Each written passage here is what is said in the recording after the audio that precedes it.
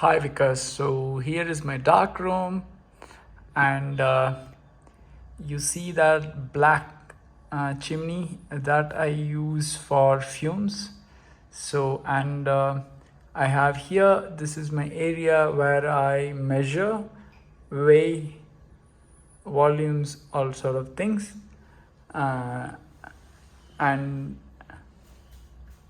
I will go from the left. So here is where I have my induction. Sometimes I heat to clean up labwares, and then I have measuring scale, and here is where I do all the measurements, and I have spoons, pipettes,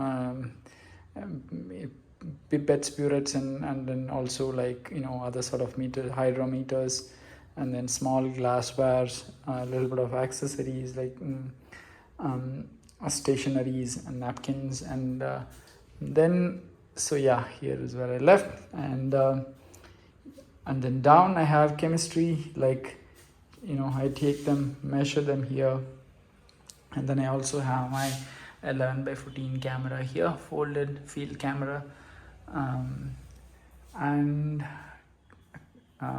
this is just for drying. It can be used for film drying as well. Just an IKEA closet.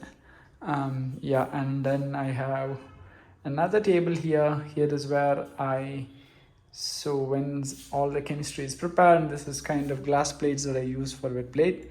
And yeah, so I coat them here. So while I'm coating, the ether evaporates, so that's why I have the chimney. Yeah, so the fume of ether, it's better if it goes out. Yeah, and then here is my sensitizing tank. This has silver nitrate in it, that's where I sensitize. And then I have some more of like cleaning aids like napkins, tissues, and masks here. Yeah, so these are all stainless steel counters like this. And then coming to the one of the main picture is the sink.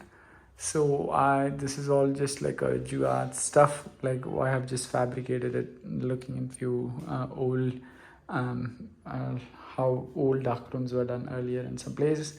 So yeah, so you have a sink here down, and this can be done in so many different sizes.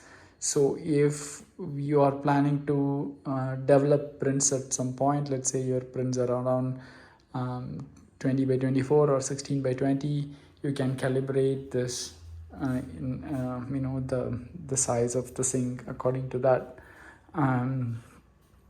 And you have on the top I have like a drying rack. So this also I got fabricated from the same guy, so that goes in the wall so that it's pretty sturdy. And yeah, so here I wash them, like for example I wash my labware here and dry them there.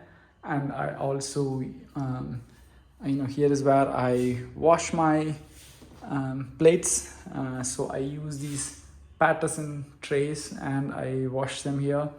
And yeah, these are all just from toilet fixtures and stuff, everything. I just got few things from different places and put them together. Yeah. And then here I have my varnish area. So I use an oven to heat up my plate before I varnish. So here are my plates. This is also just like a DIY stuff, but I am right now making a better one of the same. This we call as a drying rack for the plates. Yeah, so and then yeah, here is my varnish, all my varnish, and then oven where I bake the final plates. And I also have just these safe lights. These are actually not safe lights, but for wet plate it doesn't matter what kind of safe light you have as long as it is red. So this is all I got it just from the market here.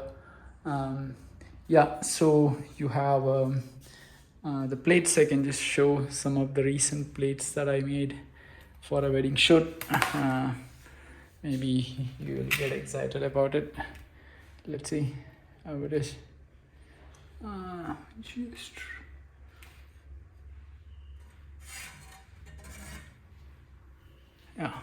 Okay, here you go. It looks better in the daylight. And now you don't see anything, right? Yeah, you really need a light to see wet plates. That's why people, even when they display it in good light. Yeah, but the detail is just immense. It has immense details when you look at it in proper light. I don't have a proper light here. Okay, anyway, I'll send you the scanned copy of these images. So yes, this is the lab setup. I will also send a little detailed pictures of my sink setup if you need, but I can also make drawings because I'm good at drawing them also. So these are all I got it from our bakery. Whatever they didn't use from the old place, I'm using them. Only this I got it fabricated recently, but even in this, if we make a second version, I will have more I will have a little bit more additions and corrections in the same sink itself. Yeah,